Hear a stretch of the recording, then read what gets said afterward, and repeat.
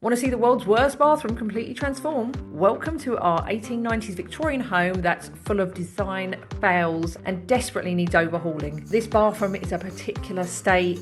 Plug sockets in the skirting, carpet on the floor, a shower that's clinging on for dear life. Yeah. So we started by ripping all of that out, which very quickly went from stripping the wallpaper to bringing down the walls and the ceiling. As in most Victorian houses, these were made from original lava plaster, which is no longer stable and an absolute dusty nightmare to get rid of.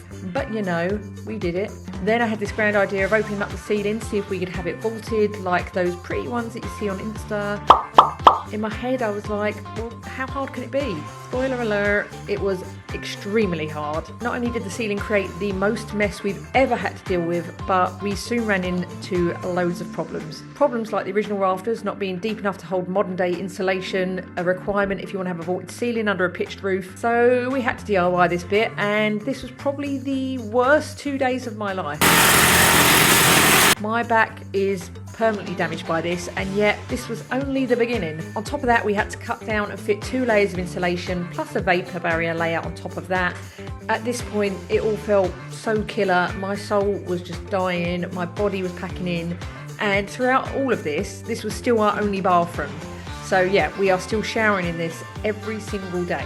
But let me tell you the elation we felt when that installation was over. Like, I've never felt so euphoric. It was like being at the Renaissance tour all over again. Then to keep these original beams exposed, we had to give them a little tar up, which meant dusty sanding, lots of cleaning, slapping on several coats of oil to stop these boys rotting. I think we had roof PTSD at this point and just got through it as fast as possible.